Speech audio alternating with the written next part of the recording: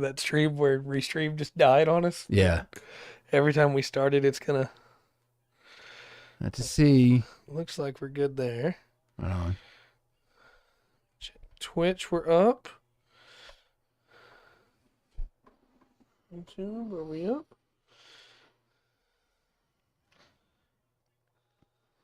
Yeah, I just got the. It says we are. Yeah. Just got the notification for it on the YouTubes. Yeah, there we go. Can I hear us? Let's get an audio test. Check. All good. Whatever. Can come up a little bit? Are we good? I think we're good. The lag makes it interesting. Yeah, okay. But I think we're good. Fair enough. Hello, Will. Glad you're here, sir. All right. I hope your day is going well. Is it ad time already? What the? All right, Nightbot. Go home, Nightbot. You're drunk. Yep. There is one thing that I'm glad for in all our changes to this podcast is that we didn't change our background color. Yeah. Because I got to think about that later. I was like, what would we even change that to? Like light brown? I don't know. For a table? Mahogany? I hadn't even thought about it. But I think the red still works. Okay. Maybe so. It's not D&D. Look, Will. I'm trying. I'm going to watch the next few episodes of Double Zeta Night. I was able to verify that we are getting into the Moon episodes. So if you know what that means, I'm so sorry that you know what that means. What's going on, Roxanne? Glad you make it. All right, let me send out the Discord notification in the tweet now. Yeah. Send those out. Let us see. Tell the world. Boop. All right, did I just get the Discord notification? There's a couple times I got like the Discord notification like after we finished. That sounds about right. That's when you want it.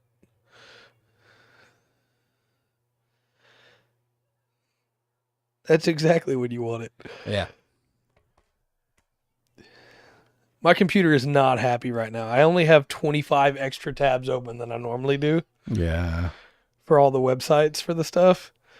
So my computer is not happy. There we go. Okay. Now it's all sent out. All right. Good deal. Perfect. Excellent. Okay. All right. Everything set? Everything's set up now. Sent out. Good deal. We are rolling and a rocking and a rocking and a rolling. Okay. Good deal. I took those off way too early. Yeah, that's all right. That's going to be really fun to find later now. That's okay. That'll be all right. It will be all right. So I did have a pre-show topic. All right. But I have lost the tab. It's almost like I have a bunch of tabs open tonight. Yeah. So instead, you have no sound. Oh no, I had sound. Will had sound. I don't know. That's very odd. I will check it just to be safe one more time. I'm seeing everything clear here. Look at that. I do believe. Like I said, I think Will checked off, so it sounded all right. Just to make sure, I will double check it. I'm connected again. Yeah, I can still hear us. Okay. Also, how bad the YouTube lag already is that I had just said I will check it when I could hear. Fair enough. So yes. It is amazing to me how far back that gets. Yeah. But, last night, since we don't have a pre-show topic, here we go. Last night, when I got in late to be able to watch the Beast Inside stream, yeah, when the YouTube side ended, was at the same time the Twitch side ended. Okay. So I don't know if it just like rebanded to catch up. I had no idea. Or if at some point it just went, it doesn't matter if you're not caught up on the stream or not yet. We're just going to end it here because it ended over there. Yeah. He's just watching the VOD. All right. Ugh. I think it might just be you, Waverly. Think so.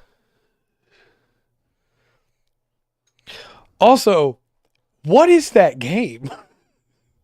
every time I go to watch you play that game, it is a different genre than it was before. I don't know. It's an interesting game.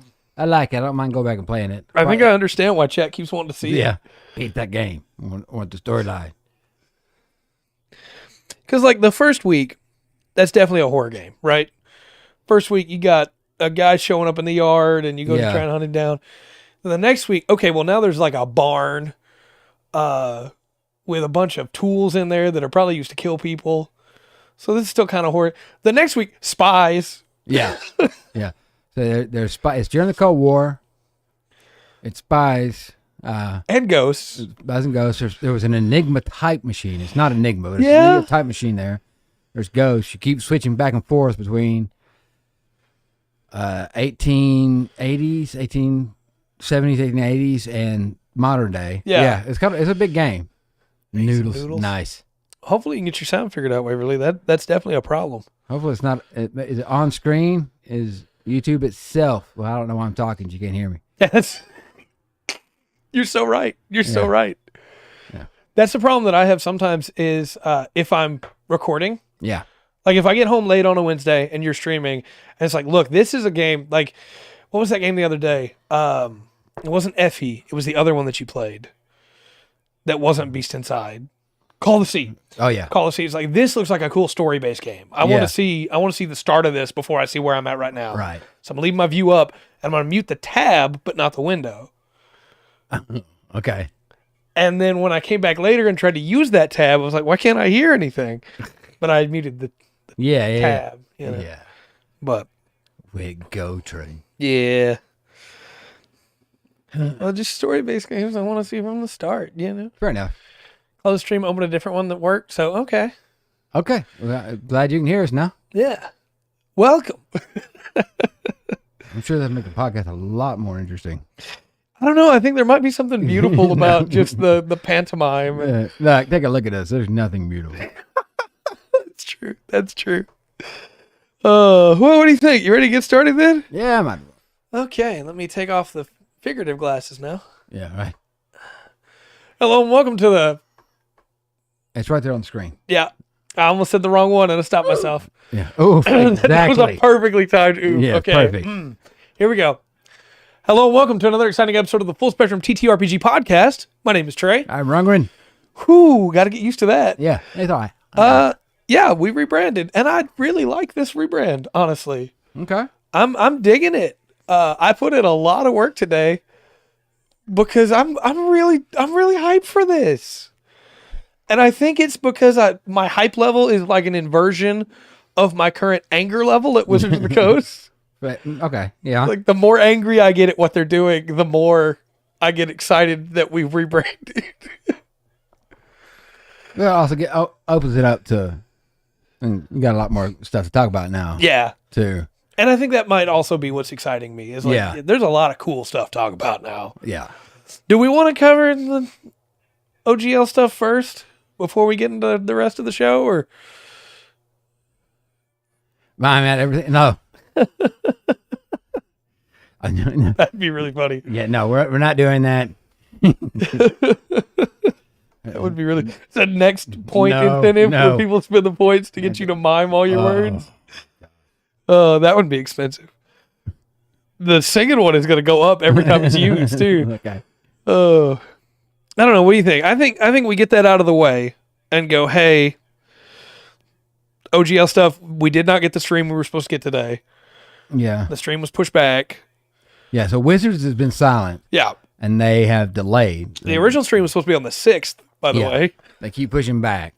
And I am sure, well, it's getting ahead of myself in other ways. Hold on. But now that we had a lot of, or some of the big names, Cobalt Press, EN, and what is MC?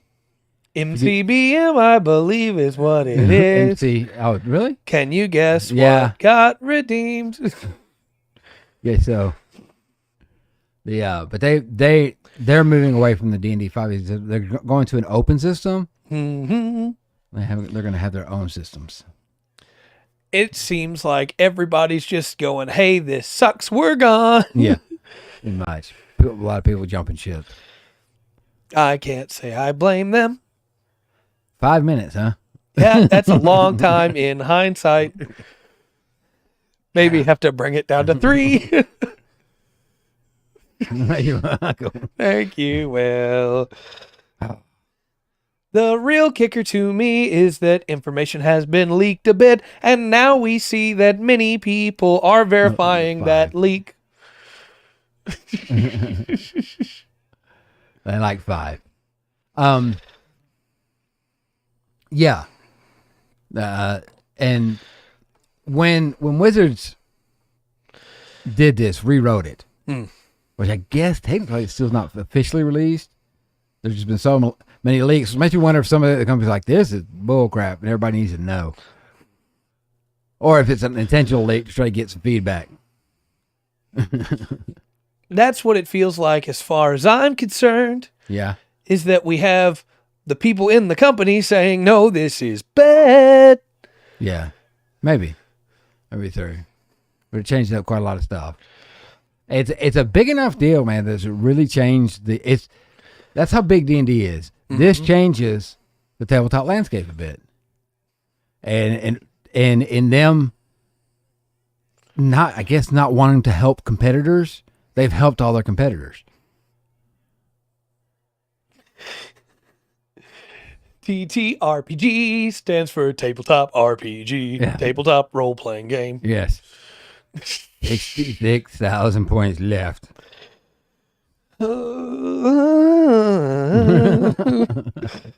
Right there. But it really has, in a lot of ways, proven that they have shot themselves in the foot. I think so. They wanted to consolidate, and instead they've split everything. Well, it's weird to me. Okay. Because it's like, where is this coming from? Because we know it's not coming from D&D proper. Right? It's coming from Wizards and maybe Hasbro. Or Hasbro. Or Hasbro, it said something about it, and then Wizards is like, okay, this is the way we're going to fix that problem. So it's something between that big corporate thing going. Which in OGL in itself is pretty, I mean, that's pretty ballsy to do.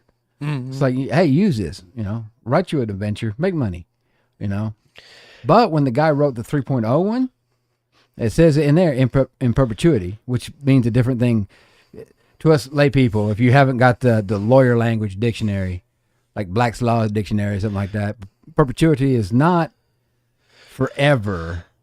It's until the death of the document. Yeah, basically it's a tricky lawyer word.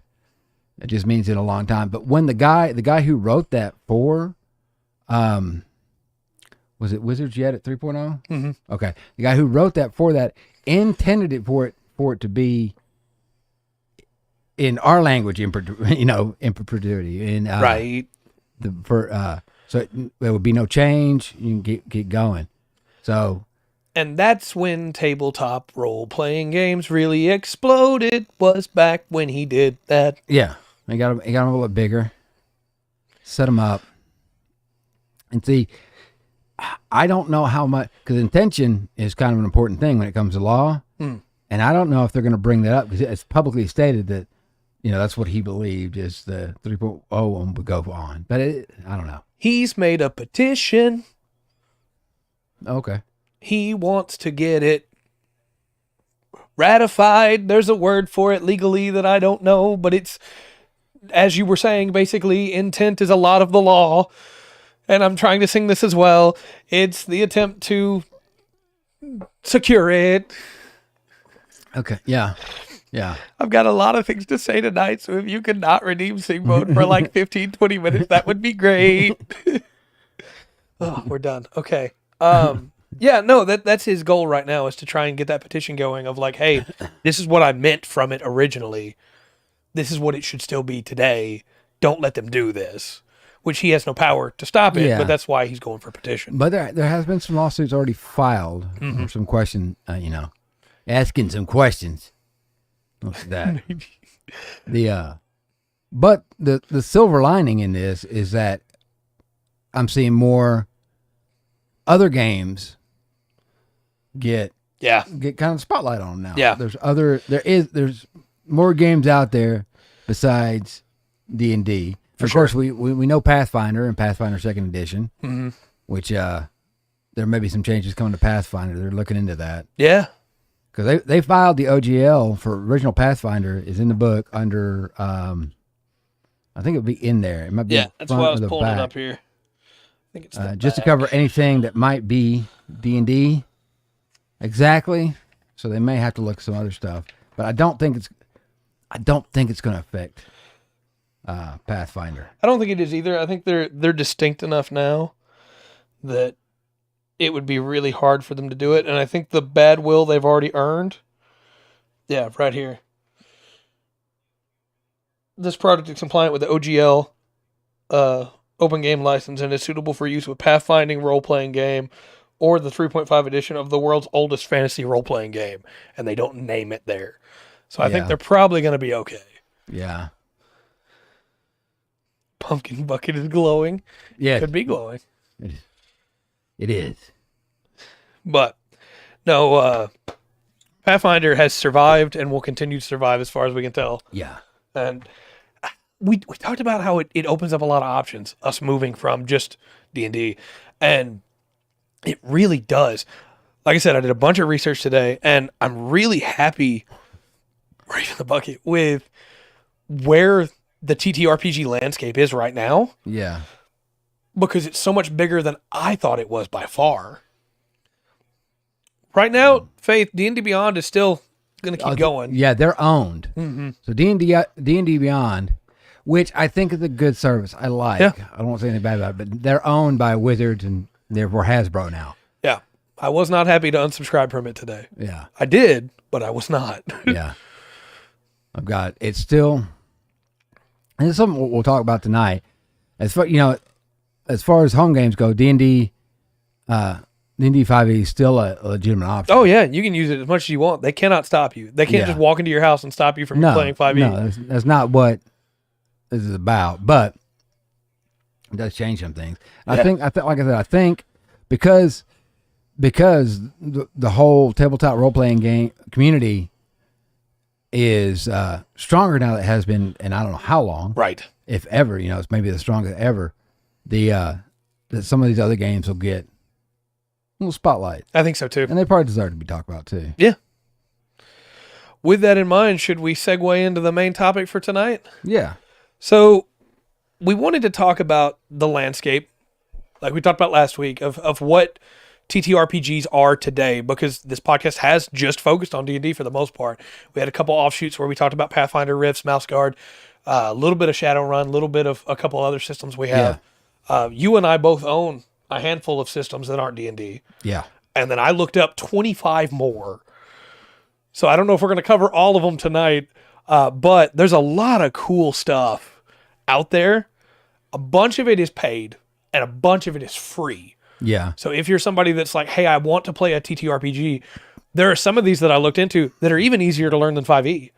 There are two of them I have on my list that are one page only that you need. You one page, and then you make a character sheet based on that one page, and that's all you need to play the whole game. Mm. You don't even need dice to play it, technically. You can flip a coin, but dice make it better. But you could theoretically get 5 people, 3 people, whatever, sit down, play a game of Honey Heist or Lasers and, what is it? It's called Lasers I don't know. I've got the list here. You got the list there. Lasers and Feelings right now. You just go. Yeah. And that's really cool to me. And then there's some that are like way more in depth, like Pathfinder. Yeah, well, I think we're going to cover that whole range. Mm-hmm. From the basic and simple, just probably quick to pick up, some that are in depth. Yeah. But there's and some of these on some other channels I've seen them talk about other systems and everything. One thing I haven't seen brought up though is a lot of these books you can buy used from older systems. Yep. And start a TTRPG that way. Yep. A couple of the books I've got are really old. Now some of them are like if you want a hardback book of the second edition of Shadowrun, you're gonna pay like $80. Yeah. But I think you can get the paperback if you look 20 and below. Yeah. And Drive Through RPG has a bunch of the PDFs on sale too. Yeah. Oh, okay. Because they're capitalizing on the fact that people are moving on. Well. Do we want to start with the stuff we got physically here then, or do we want to start with the list? No, let's start with the stuff we got physically. Okay. You go first. Grab So Pathfinder, of course, that's the big one that everybody knows. That's the offshoot of 3rd edition D&D that grew into its own thing. Plays a lot like D&D, but has a lot more detail, I guess the way to put it. Yeah. Takes longer to make a character, but you have a lot more options. For instance, Pathfinder has, you don't just have to be a rogue. When you start at level 1 as a rogue, you get a subclass along with it. Yeah. So I want to be a rogue alchemist. Okay. Well, that means that I get the ability to throw alchemy bombs. Yeah. That means that at level 1, I can make bombs in downtime, and I can throw those in combat. And so I have a skill just for throwing bombs. Right. I have a ballistic skill, even though I can't use a gun, because I can throw bombs. I can make grenades. Right. Which is really cool. And it's the kind of thing that, unfortunately, like when we look at a 5e, they don't get into a lot of the stuff you can do in downtime, right? Yeah. It's just go RP. Whereas Pathfinder has a lot more technical of, I want to do this during my downtime. There's a little bit of that in the 5th edition Dungeon Master's Guide. Yeah. You'll have some charts and stuff to look at.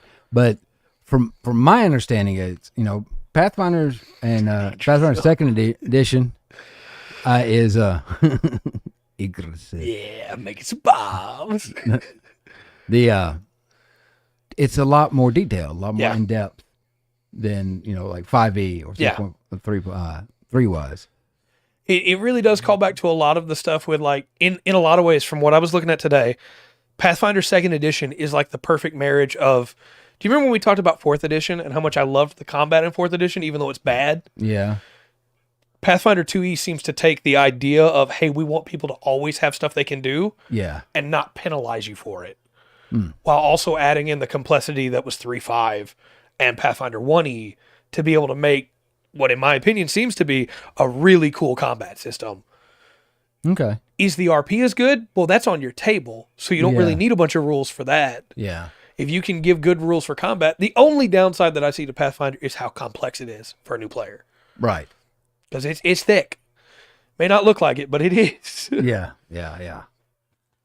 All right. I got a couple here. Yeah. I got multiple books for 2 different ones.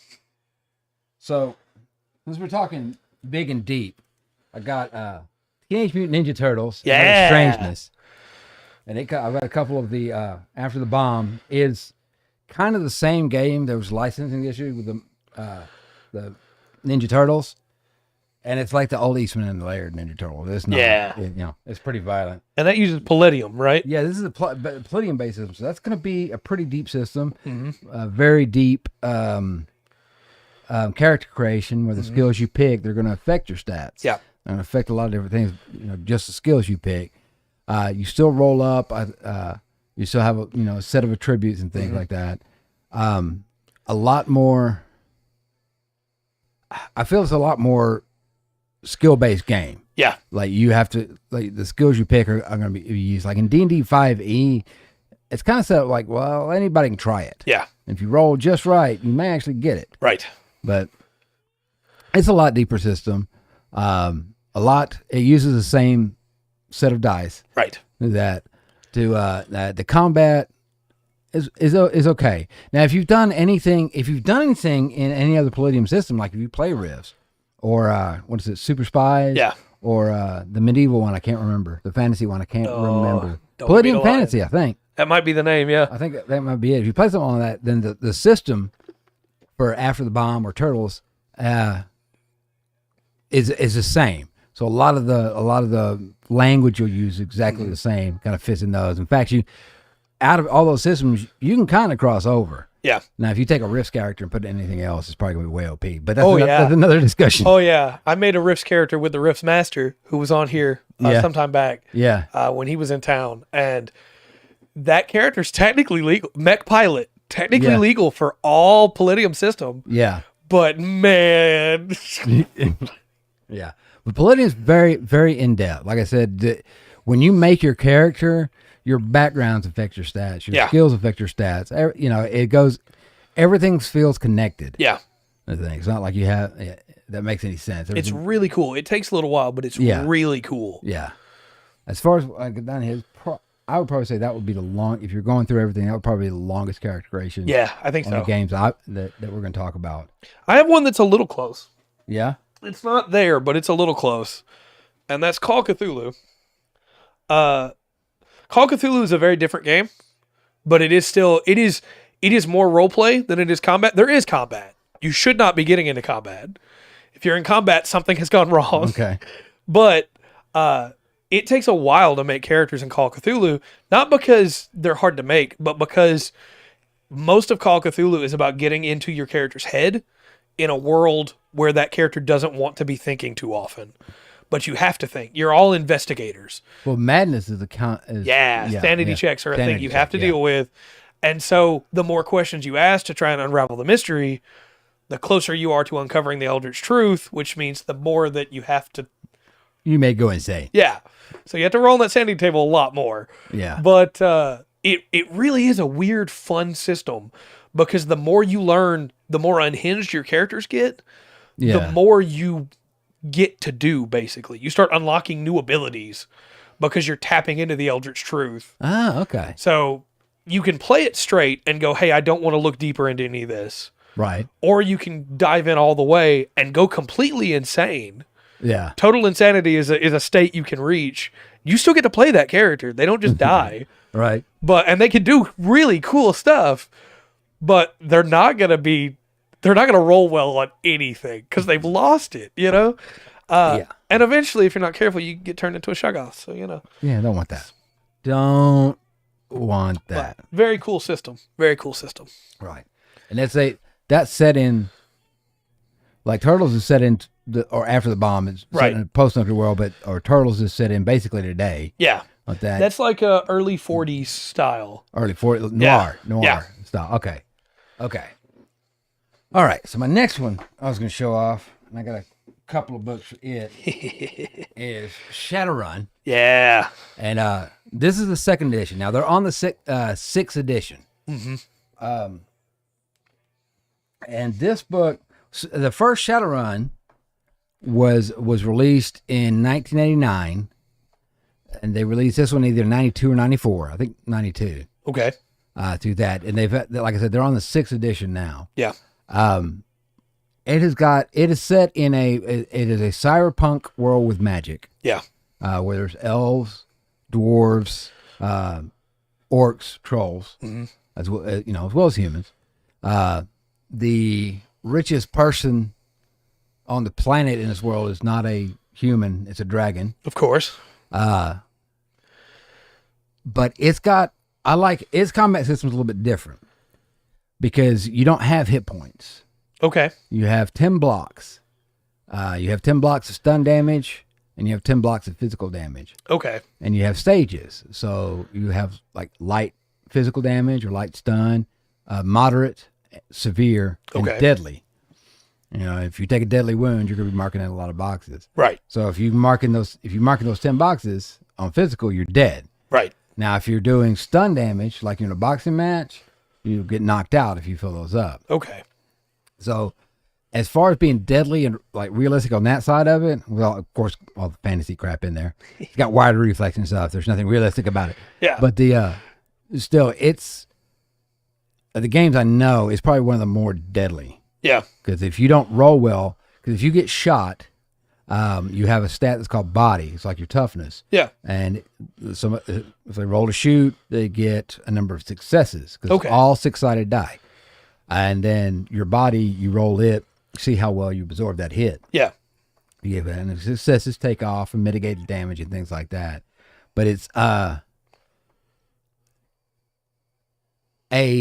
who's been gone through a few sessions and built up their karma points, spent them because you get karma at the end of the thing. I'm trying to get too detailed with it. Yeah. You get karma at the end of the day, which you can use to improve your character, or you can use it to buy success. Okay. Or not fail. Yeah. To avoid a failure, like do that. But let's say somebody's been playing for a while, they are going to be more powerful than somebody just came in, but they kind of have the same chance of dying. Yeah. Through that, and that's a really kind of cool balance. Okay. Now, with Shadowrun, like I said, they're in 6th edition right now. Well, in 1989, they ran the story to 2050 Okay. when they put it out. So it's not like a future world now. It's kind of like an alternate history going into, because we're in 2022. And the second one went to 2053, and they skipped some years. But in the main story, there's events that happen. They keep up with it. So each time you get a new edition, it's on that storyline. Okay. There's That's new cool. stuff that's happened in the world cool. around. So you theoretically could still use your old stuff. You just, yeah. like, hey, how has that changed because of this event? Yeah, there's some stuff there. There have been rule changes. One of the biggest rule changes between the first edition and the second edition is they got rid of the dodge action. Yeah. Because you would dodge and then you roll your body to avoid bullets. Yeah. And you could you're a bullet sponge. And they wasn't quite deadly. But so there is things like that they've done. But one of the big changes is, okay, this is a storyline of the world at this point. As we put out a new edition, the storyline's still the same. So all the lore is still counts. Right. And then you just add on, what's happened in that 10 years in that world. Okay. It's a little bit different. It's a 6th edition, but it's a continuing story. Yeah, that's really cool. Yeah. That's a better way to do it, I think, than what D&D does. Well, you talked about a system where it's really easy to die. Yeah. I brought one tonight that I have not yet played, I've not yet ran, but I've studied up on quite a bit, called Righteous Blood, Ruthless Blades. It's a wuxia setting. Okay. When you make a character in this, you also make a second character because of how deadly combat is. Fair enough. And your second character levels along with your main character. They do not join the combat until your main character dies. Interesting. Then your second character comes in to avenge your first character. Or if your first character gets hurt and can't fight, you have an alternate. Okay. And if the first character does die, you then make a third character. For if the second, because combat's deadly. But the way the system works is it works off D10s. And it's about who has the higher numbers after you're done rolling. You have dice for these abilities and for these abilities. And if you tie on that roll, you roll again. If you tie on that roll, you roll again. Yeah. And your goal is to have more die than the other guy and to get a higher number than the other guy. Fair enough. But with it, you can do stuff like, hey, you get to pick a couple different movement skills when you start. And one of them is, because it's a wuxia setting, the ability to jump 20 feet and fly. Right. You just get that. You get to do that whenever you want. Of course. And so because the other guy can do that too, it means that combat is way more fascinating in a lot of ways, but also super deadly because you have abilities like when you make a sword strike, it's a heart stopper strike, Like, oh yeah, if that guy gets hit by it, he's probably going to die. Yeah. If I get hit by it, I'm probably going to die. Right. But it leads to cool things where, like, hey, as you go through this, your character evolves from, hey, I used to have a name. Now I go by a title because I am a wuxia hero. And my title, maybe my title is the double-bladed swordsman or something. Well, you lost an arm in that fight. So it's time to update your title. Yeah. Now it's the one-armed swordsman, Fair enough. And it's just a really cool system. The only major complaint I have with it is, and again, I haven't ran it yet, so maybe I'd find more if I ran it. Right. They haven't come out with anything new for it. And so there's not the one-armed bandit. Yeah. There's not any new settings or anything like that. So you're kind of just going to be running with the same world. You have to make your own world, basically. Gotcha. Which a lot of systems that we're going to talk about tonight that I've pulled up are like that. Yeah. There's not a lot about it. Yeah. But this is one you have to buy the book for. So it's kind of a shame that there's only 2 adventures in this book, for instance. Yeah. So I would have liked maybe a little supplement to come out. This came out in 2018, I believe. Which I think every source book should have a small adventure in it. I agree, 100%. But that's Righteous Blood, Ruthless Blades. I don't have the books from it. I did play it quite a lot. And you said D10, so I was going to go ahead. I don't know if it's on the list or not, but I was going to go ahead and call out White Wolf games. Okay. Vampire, werewolf, witches, wraith. Yeah, so they've rebranded to the World of Darkness. Okay. And that's what all of those are wrapped up in. I do have that on the list. Yeah, that's a D10 system. Mm-hmm. Once again, going off, I believe, successes. Yep. Successes, failures. The only ones they're supporting right now are Vampire the Masquerade, Hunter the Reckoning, and Werewolf the Apocalypse.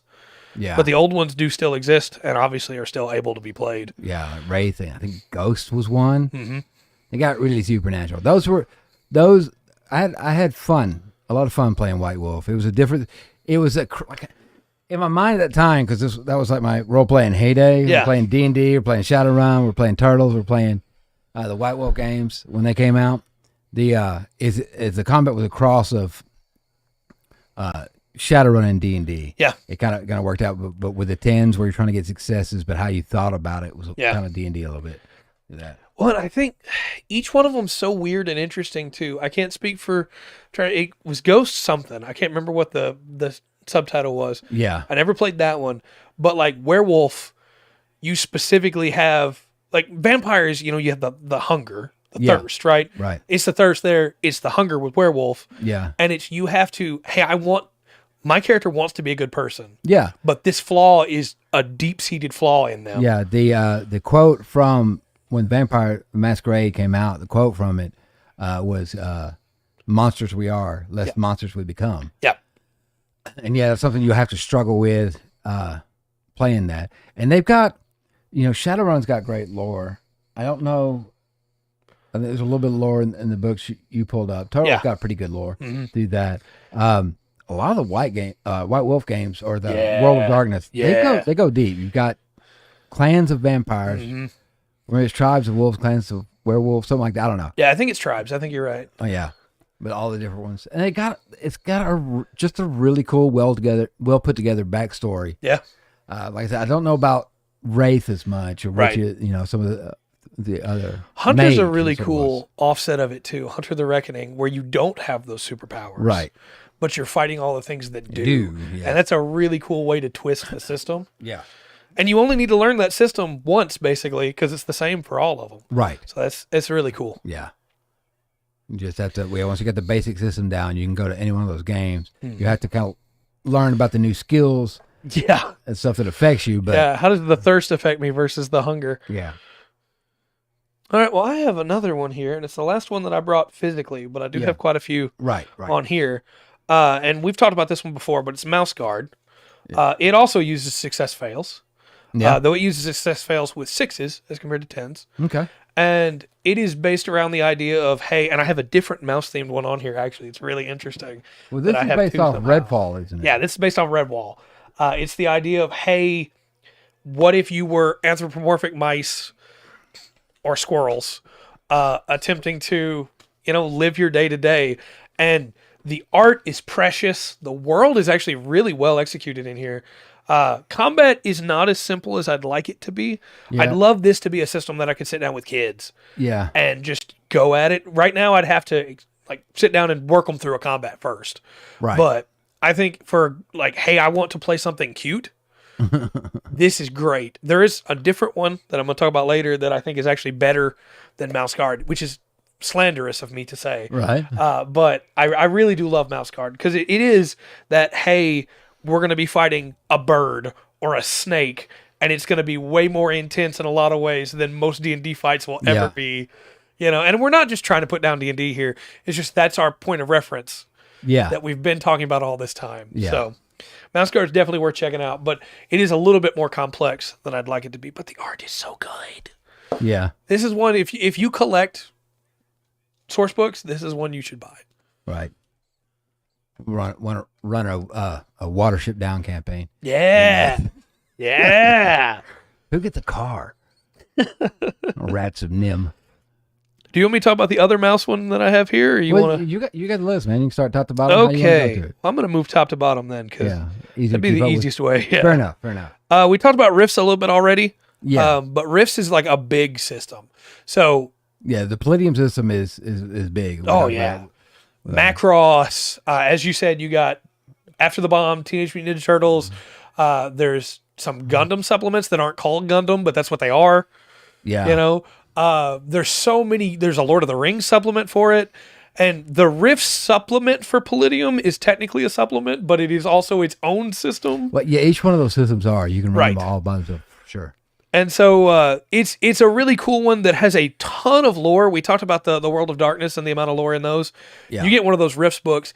Each continent has its own book. Yeah. Which is insane to me. It's a really cool system. It does take a little while to make your character, but once you have a character, you're actually pretty sturdy. You're not super easy to kill. Yeah. So you're not going to just have to turn around and make another one next week, probably. But Yeah. it's pretty cool. Yeah, I think that's with a few of them, and probably even D&D 5e. You know, that it can be confusing getting combat or your skills figured out after you've done it a few times, and stuff starts to make sense. Yeah, while they're played, then you're good to go. Yeah. The next one that I wanted to bring up is called RuneQuest. This has been around for a long time. Unfortunately, the creators did pass away a couple years ago, so it's probably not going to get a new edition anytime soon. Though there are some people that are trying to carry the torch forward. Yeah. But RuneQuest is very old. It's been around for a long time. It is a mythologically based system based around originally ancient Greece, though it did add in a bunch of different mythologies after that. But it also used success fail in kind of an interesting way. There's a couple of different ones on here that did the same thing, but it is you roll D100s. Yes. And your goal is to hit under your skill. Yeah. So you raise your skill as you level so that you have a bigger window of success. Right. And the DM can determine, no, you're going to have to roll under half your skill. Yeah. If it's something difficult. Yeah. I believe there's a couple systems that go with that. Yeah. That was the original SRD style system after it broke free of D&D. Okay. And so it was just a cool way to try and spin that. Yeah. Now, again, RuneQuest, you're not going to get a lot of PDFs for this because, again, kind of older. Yeah. And so the books are a little expensive. So it's something that if you're interested in it, I'd say maybe either try to find some PDFs or, I mean, if you're a collector, go for it. But otherwise, I'd say maybe wait and see if people do make another edition of it. Yeah. But if you just want some really cool mythology stuff, RuneQuest has some really cool stuff there. That's cool. And then we already talked about Call of Cthulhu. This one's near and dear to my heart. Haven't got to play it yet, but I really want to. And I'm probably going to pick up the source book whenever I can. Lancer. Okay. It is a mech-based system. Success fail. You have, much like you were talking about earlier with Shadowrun, you have defensive blocks. Yeah. And when you take damage to just one of those blocks. And as it fills up, that's how badly you're getting damaged. Go ahead. Okay. So the BattleTech system, that's the way you did it on the map when you'd move your mech around and fight. They would take that. I remember if you rolled double sixes on the hit mark, you popped them in the head. Yep. That's in here as well. Yeah. So I wondered if they just kind of took that and went, yeah, we're just going to make it a role-playing game. I think add more to it. I think so. Because they specifically say, and there's a full compendium. If you want to look up the rules, you can look up the rules from their website.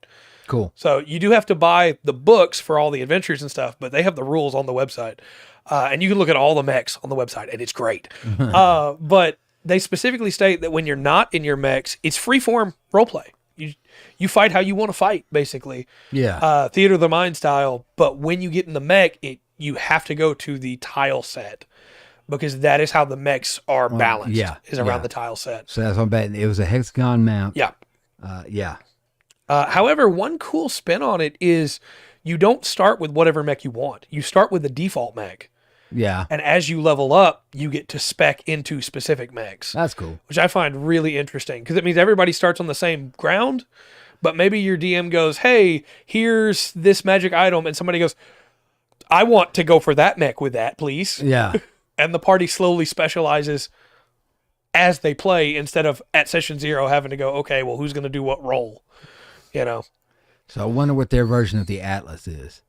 Oh, I could show you all these mechs right now. We want to do that right now.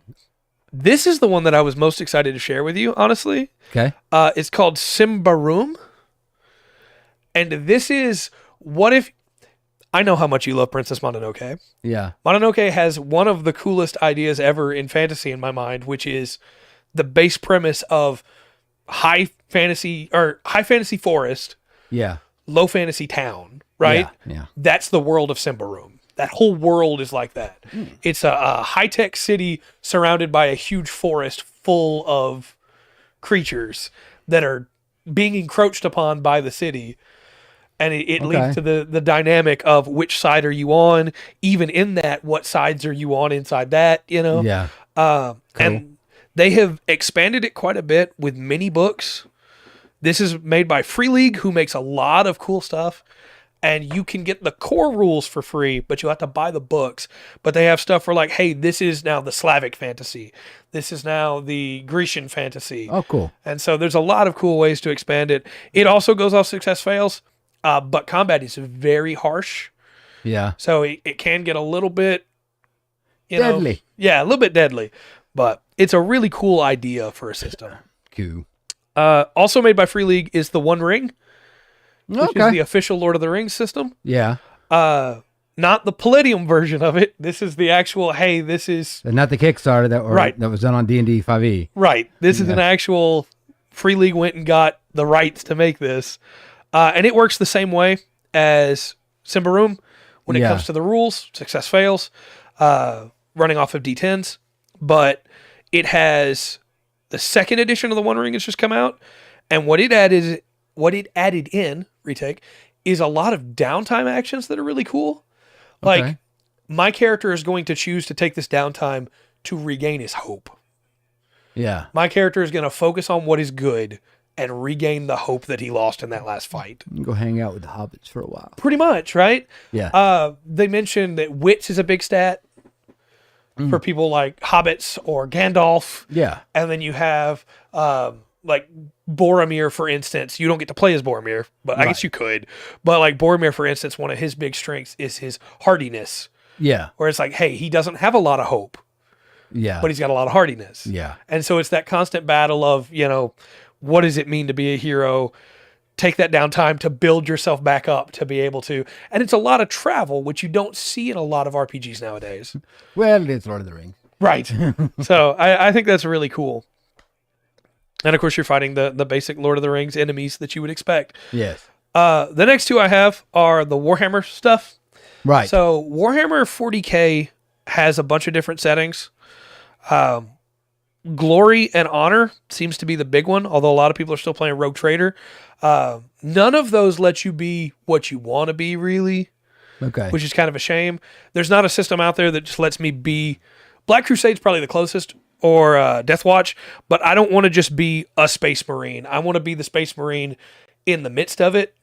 I want to be the Hero Marine. Of course you do. And those are very much like, hey, you're probably going to die. You need to have another Marine ready. Yeah. Which makes sense. Right. It's 40K.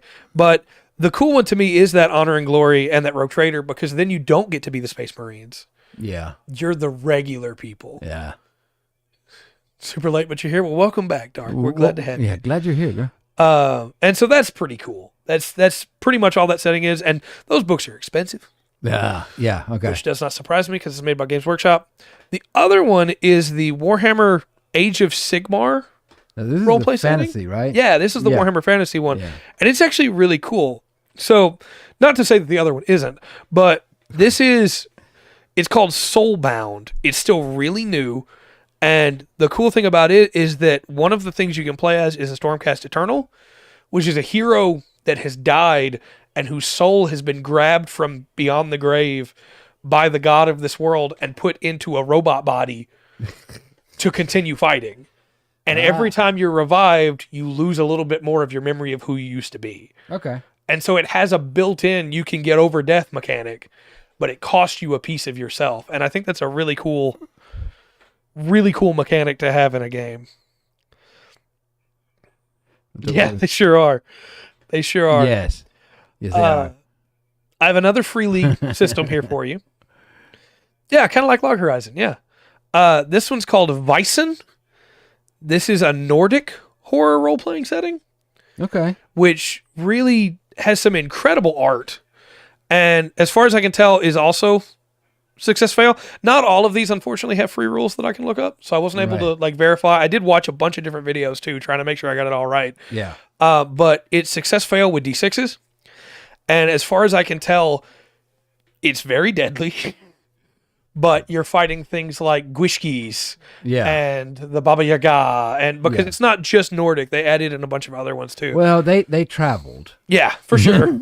So. But the art is beautiful for it. And they're working on a Japanese setting for it right now, which will add in kappas and things like that. I wonder. Yokai. I kind of wonder when they're gonna pick. Yeah, that's... There's a couple. There's three main histories that periods I can think of. Yeah. Two of them kind of tied together. Yeah. But the I'm going to guess Edo for sure. yeah, you think they go That's that my far guess forward? because they want to get all the yokai, and the Sengoku era doesn't have, and the Meiji era don't have as many as the Edo period does, you know? But, By the way, I got an email saying that we're on Twitch. oh, When nice. I will Yeah. meet you. It's good to know. Yeah.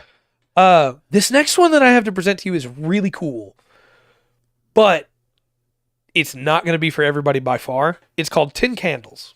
Okay. So this setting is when you start the setting up, everybody has to understand the world is ending. Okay. And when these 10 candles go out, we're done. Oh. So you light 10 candles at the table. And whenever you take damage, one of the candles goes out. Oh no. And so it is a game designed to only be run with these characters once. Next Yeah. time you run it, brand new characters. Right. You may not get as far, you may get further, but eventually everybody's going to die. And when the last candle's lit, everybody's character says together, "We are yet still alive," and you all get to do something really cool, and then the last candle goes out. Okay. And it's just a really weird, fun idea that would never fly in most systems, Yeah. but as its own system is really cool. Cool. Yeah, that's a neat way to do it. So Very interesting. 10 candles. And I have links to any of these. I have a whole page made with links to all these to their websites. If people want these, they can DM me here on Twitch, or they can reach out to me on Twitter, and I will get those links to people. And I will put all of them also in the description. Right. It's going to be a really long description, but they will be there because they're cool. This next one that I have is called Savage Worlds. It's a whole system. And it's a really interesting system because it's success fail with D6s, but it uses, like, when you're going to take damage, it's kind of like a mix between the Shadowrun box system and just a how high did you roll. So let's say your toughness is 5, right? Yeah. If the enemy rolls a 6 to an 8 on their 10, then they rolled a high roll and will probably stun you. Yeah. But or shake you, not stun, I'm sorry, shake you, but they might not wound you. If they roll a 9 or a 10, they rolled a raise. And that raise means they're going to wound you. But other than that, you're fine. You can get shaken and not take a wound.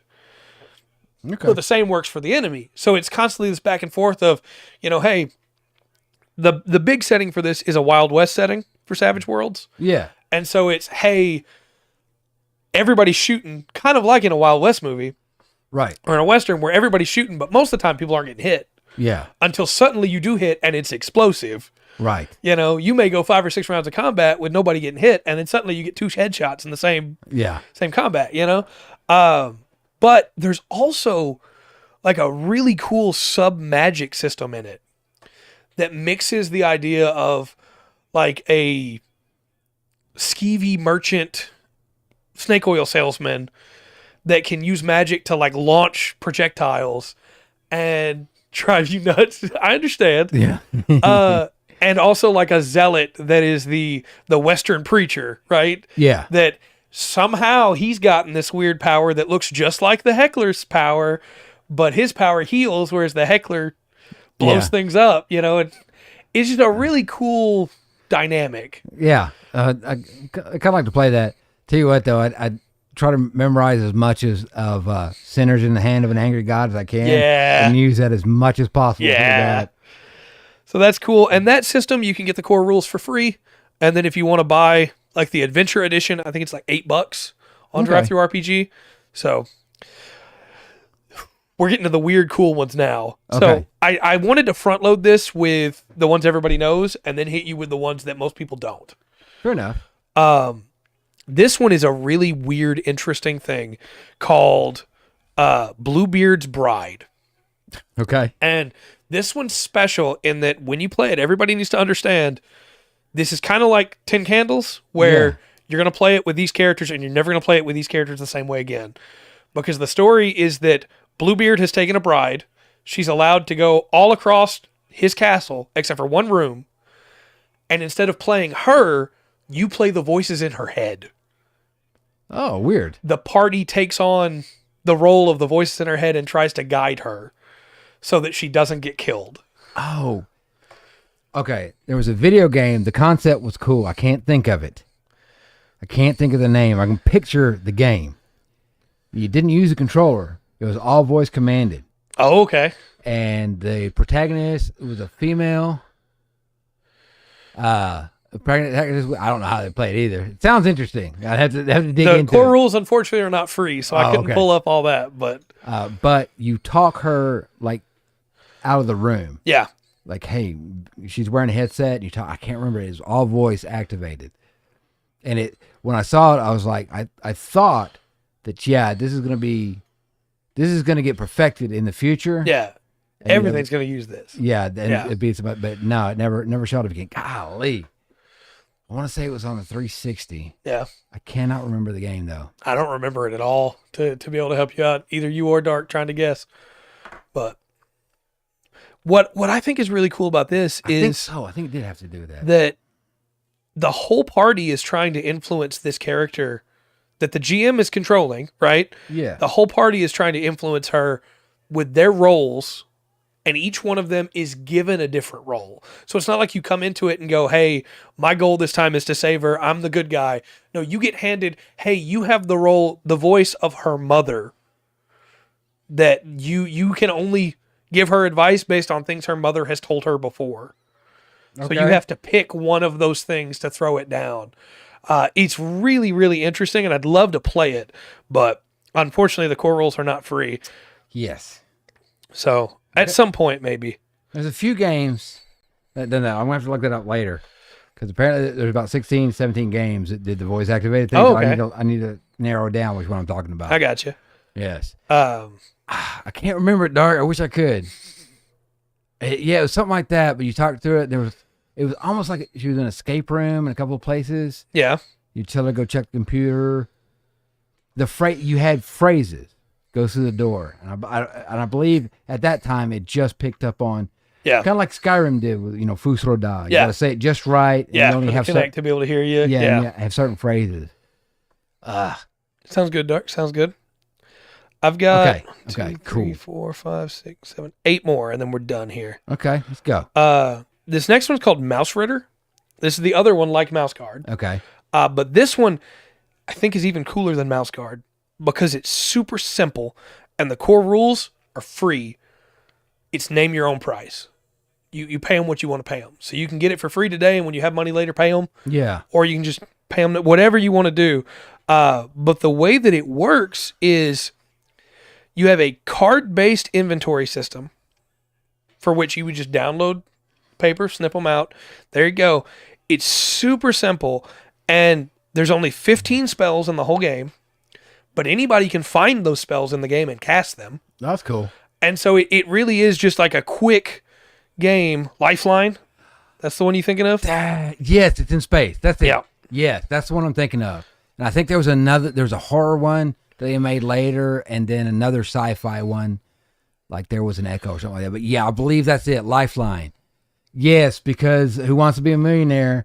Was big. Lifeline. Yeah, and they had makes sense. I think that's it. You're right. Makes sense. Thank you very much. They wanted to make this system so simple that you can go to their website, click a button, and it give you a character sheet you can print off with a pre-made character. That's that cool. It just randomly rolls you a character for it. Yeah. Also, it's still based. There came an Echo was the one with the Echo one. It's still based on the idea of like we're mice. So you're still going to be fighting things that mice would fight. But just from what I could tell, this is one of those, like I was saying, I want Mouse Guard to be. Yeah. I can sit down with children, and within 10 minutes, we're playing. Yeah. And apparently, based on what I could find, it's a really fun system, even for adults. So this is something that I'd definitely like to do at some point, is run some Mouse Ritter or play some, either one, because it just seems really interesting. All right. We've talked about Honey Heist before here on the channel. Mouse Guard won Redwall. Mouse Guard is Redwall. Yes. Mouse Ritter is based on that, but I forgot to mention, you can also play a mouse that is definitely not from The Secret of Nim, who has been messed with mentally and can cast psionic powers. Oh, that's good. In Mouse Ritter. So, Beyond the Wall. The game chooses everything for you. Okay. Could be. All right. We've talked about Honey Heist before on the channel. Honey Heist is a single page RPG. Okay. You just need one page to play, and then you make a character sheet based off that page. There are only two things you need to know. You have a complex plan that requires precise timing, and you're a bear. So you want honey, and you have to fight off the fact that you're a bear to be smart. And that's what you're rolling against. You're rolling against the fact that you're a bear, and as a bear, you don't want to be smart. You just want to go get that honey. Right. And it's such a simple game, completely free. All of it's free. Name your price. You can pay them as much as you want, but it's completely free if you don't want to pay or don't have the money to pay. All the PDFs are available on their website. It's super, super cool. I don't know why we haven't run this before with how simple it is to play. I didn't realize it was this easy to get all the stuff for it. Cool. But we absolutely should. It's really, really interesting. Well, like I said, I think that's a silver lining about this OGL stuff. One, we're talking about other games and other systems, and you're bringing up ones here that there's a couple in there that I've never heard of before. Right. That might want to check out. Yeah, my horizons have been expanded because of this for sure. And then they've got another one from chat, Beyond the Wall. Yeah, that sounds cool. Yeah, go look into that. Unless it's a source wall from DC Comics, right? Then you become part of the wall. I have another one of the one-pagers for you here. It's called Lasers and Feelings. This one's special in that it doesn't have to be in space. You could do it anywhere.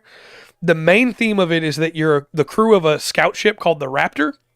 Yeah. And you're having to balance against your own feelings of, hey, maybe this is too big for us, for the fact that you have lasers. Which I just love this idea of, hey... It's really an existential drama. It kind of is, right? Like, should we even be here? Yeah, but we have lasers though. Come on. And so it's again a one-page system, completely free. Mm-hmm. Anybody can get it. The only thing they ask is if you play it, let them know on Twitter how you liked it. That's cool. So, very cool. Lasers and Feelings. This next one I'm really excited to talk about because after we rebranded last week to the TTRPG podcast, before the night was up, I had an email from this company asking us to check out their RPG, which I mentioned to you briefly, but I wanted to save the whole story for here. Yeah. This is called Rise. It's part of a current game jam that's going on right now. Okay.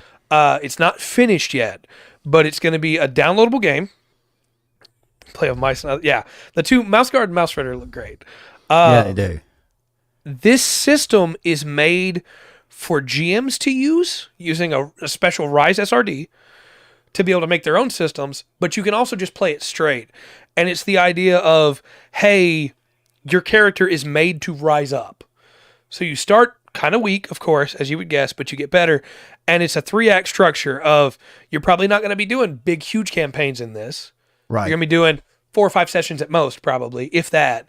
But it's the first act, then you become monumentally stronger. The second act, monumentally stronger. The final act. Act 1, you get attributes. Act 2, you get skills. Act 3, you get resources.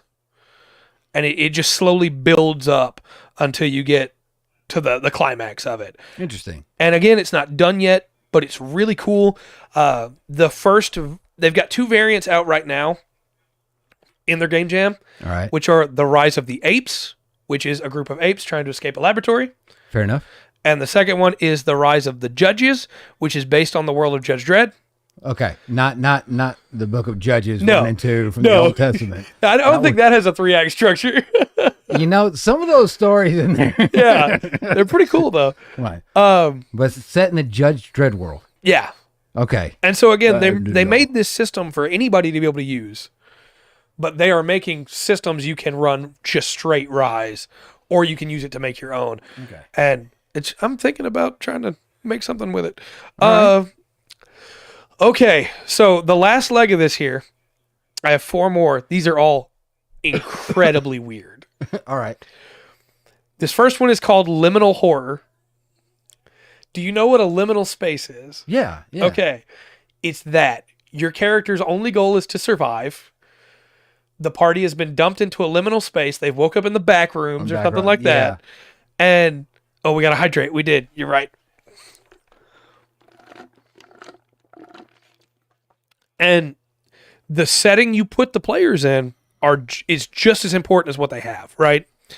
As what they have character wise, because if you put them in an asylum or the back rooms, it drastically changes what they're running into, right? And it drastically changes how they're going to react to it. And so the appeal of this is you get to play a horror campaign where you get to play a character that is going to react differently depending on what liminal space they're in. Of, hey, we're in a house. Okay, well, that doesn't affect me at all. Well, no, maybe it affects this other person that opens a door and finds a hallway that reminds them of a hallway they've seen in a house, you know? Yeah. It's very simple party composition. It's, you got your character generation for your background, so your starting equipment, and that's all you got really for that. Your composition as to what people are trying to do, what entanglements they have. Hey, this guy's got a family he's trying to get home to. Yeah. You know, this guy wants to know if his kids are here with him. Stress, which is used almost like a sanity meter.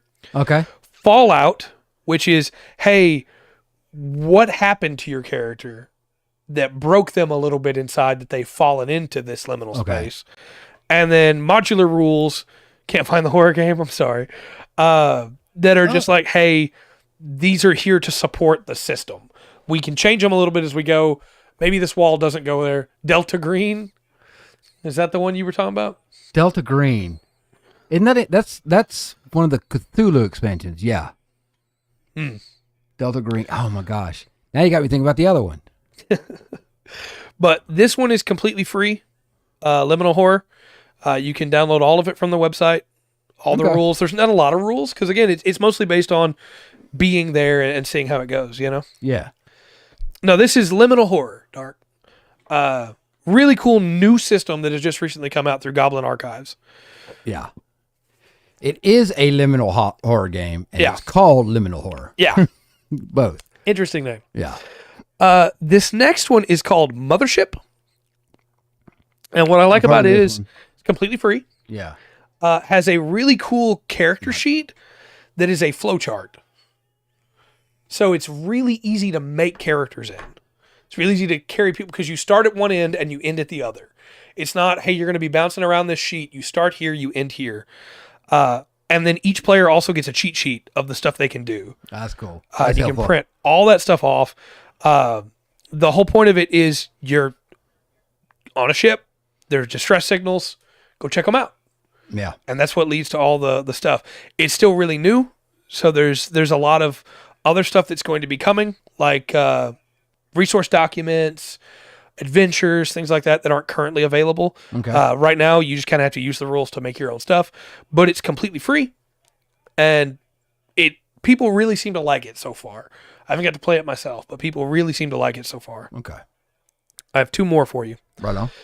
This next one's called Beach Party, or Beach Patrol. Sorry, Beach Patrol, not Beach Party. Is this Baywatch, the TTRPG? Kind of, yeah.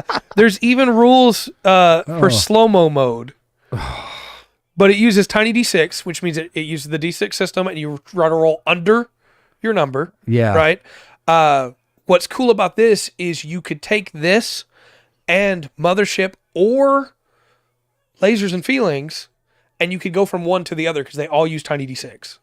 Okay. So that's cool. One instance that I saw people talking about this was they started with Lasers and Feelings, and they crash landed on a planet, and then they started using the Beach Patrol rules for while they were on that planet.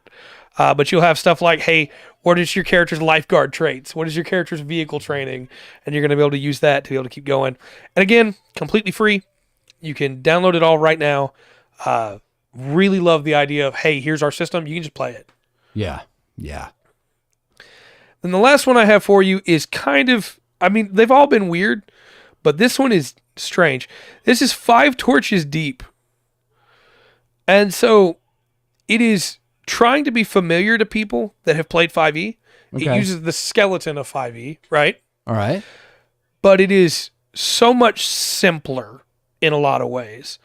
The goal is to be clever.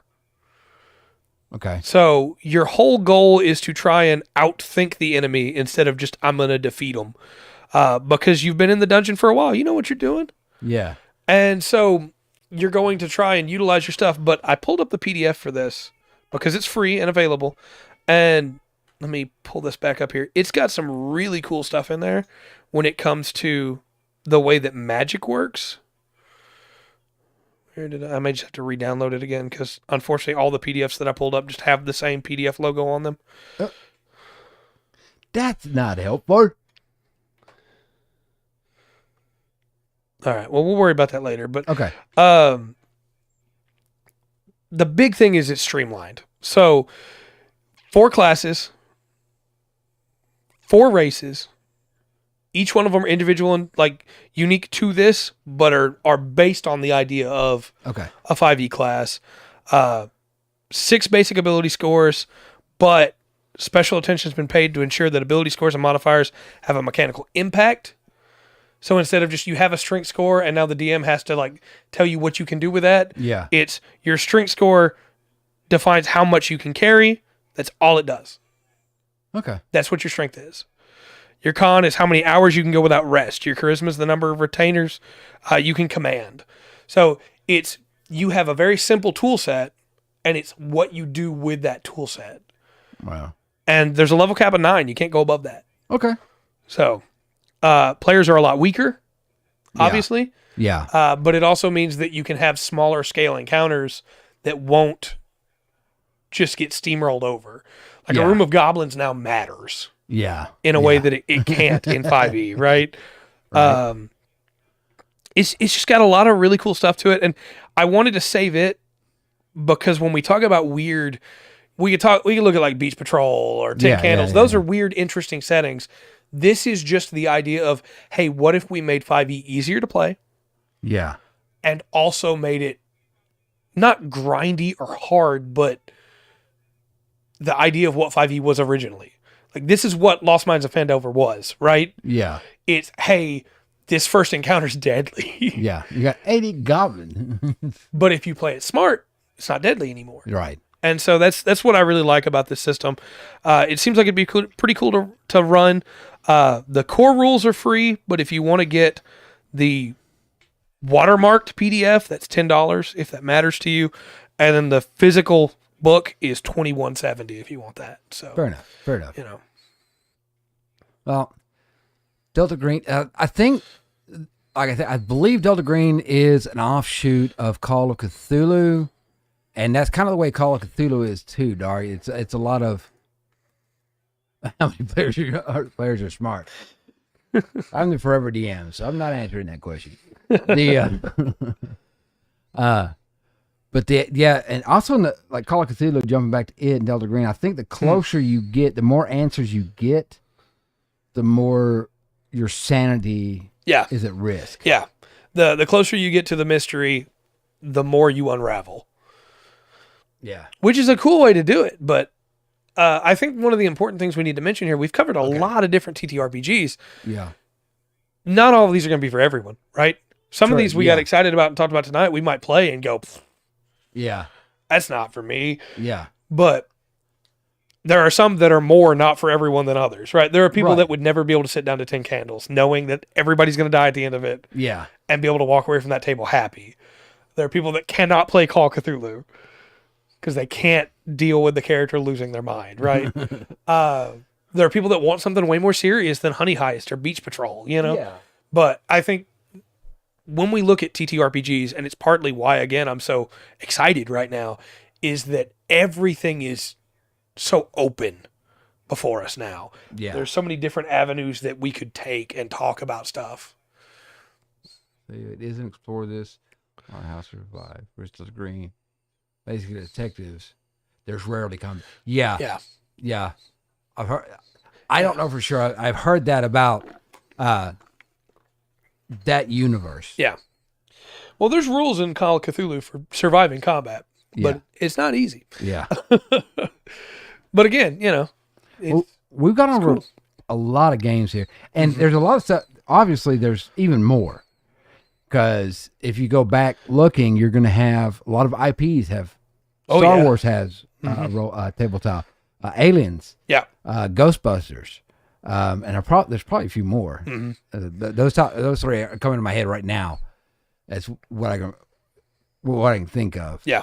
But there is a lot of options, and like I said, if anything good is coming out of OGL, it's pointing to these other games, and I think we're going to talk more about other games. Yeah.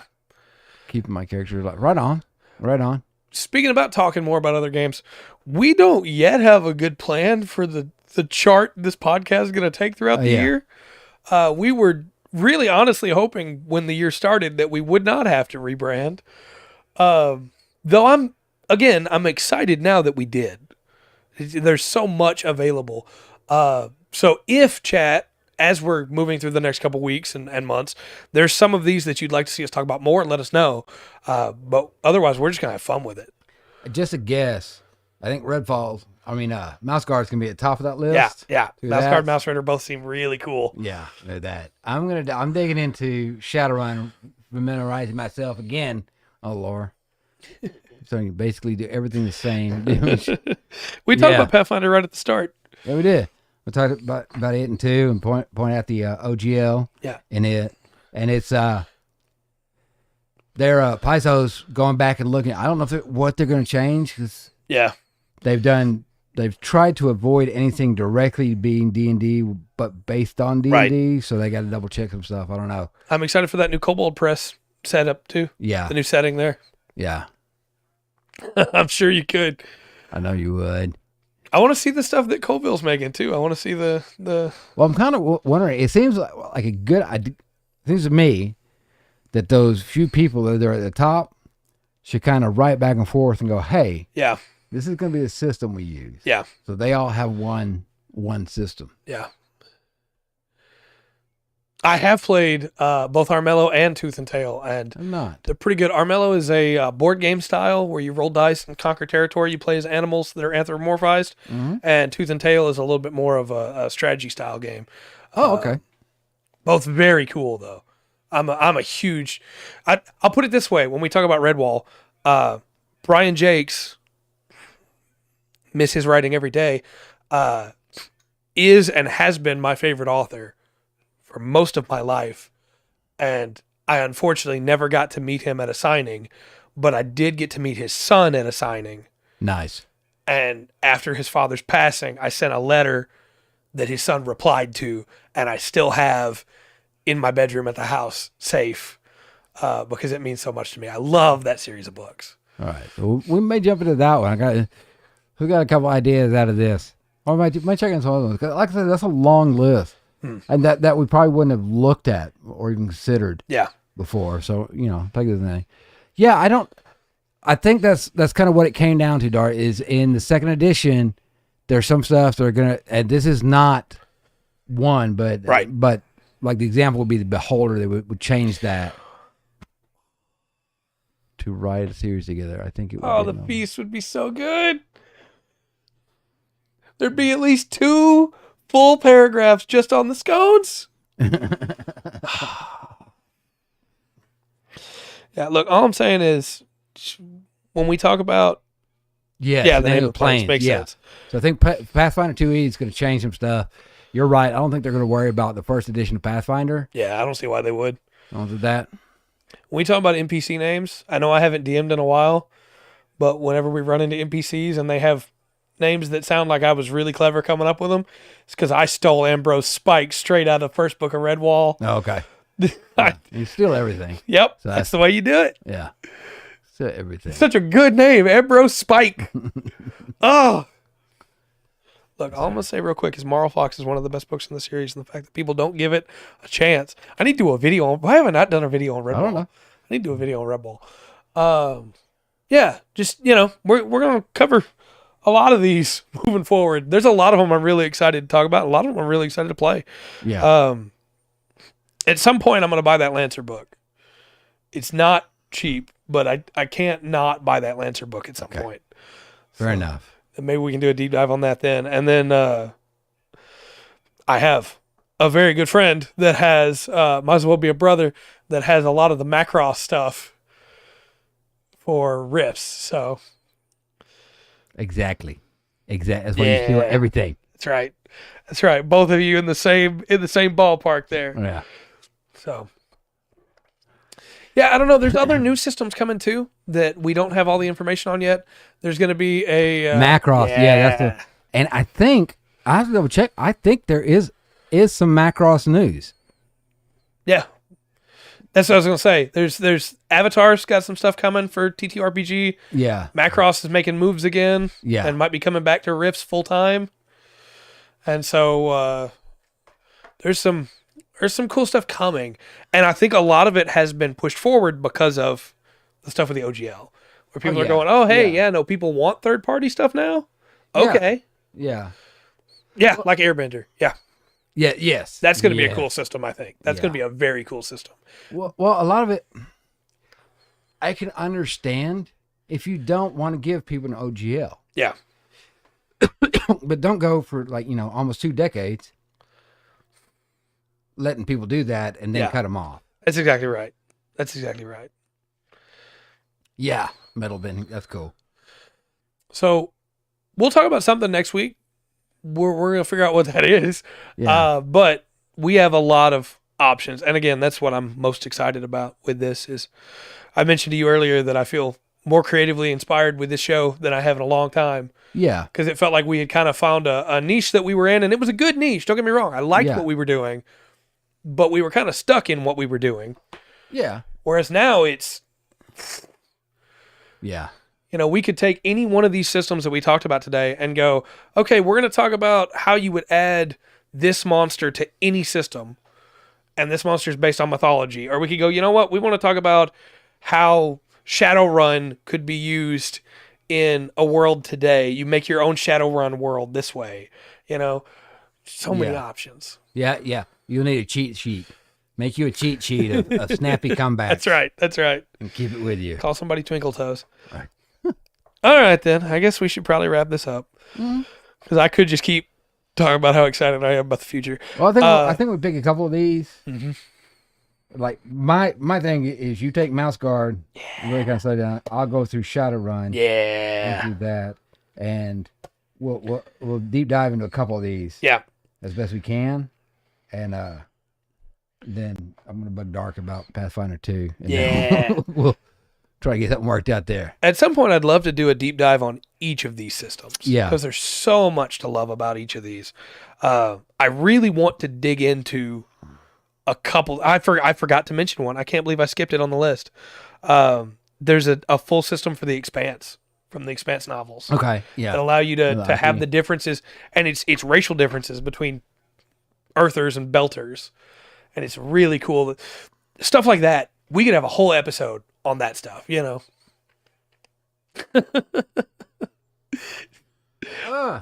We'll see, Dar. I do still have a stream tomorrow. But, yeah. This is what I'm going to study first, chat. This is what I'm going to study up on first, is Mouse Guard. All right. But so, right now, I'm planning on next week, going back to talk about Shadowrun and Mouse Guard. Yeah. Well, you can look at the character creation and combat a little bit deeper. Yeah. Okay. That sounds cool. All right. Well, tomorrow I'll be building the Amazing Red Warrior. Yes. Really excited for that. And then watch out Monday. Is that when the singing comes back? Monday we'll be doing some more MMO Mondays. I understand, Dark. Tuesday we'll have another regular Tuesday podcast. We got a lot of cool, I'm sure, Roxanne, got a lot of cool stuff that's already popping up there that I've got in my tabs at the house. And the next Wednesday, Rundgren will continue to Shadow Mouse. We have a new game. Shadow Mouser Island, and we add Metal Gear Solid into it. Copyright it. Copyright it. You get a high enough level, you get a mech. Well, it's only this tall. Mouse mech. But, yeah, it's only this tall, but you still get it. Shadowrun with the Rats of Nim. Yeah. Miss Bixby. Next week, Rundgren will play whatever game. We're about to start on that, actually, on trying to catch him up. Whatever game that gets voted on Tuesday. And then Mouser Lance. There you go. Dark Milk. Then next Thursday, we'll be back talking Shadowrun and Mouse Guard. Yes. So, until next time, thanks everybody for hanging out. I've been Trey. I've been Rundgren.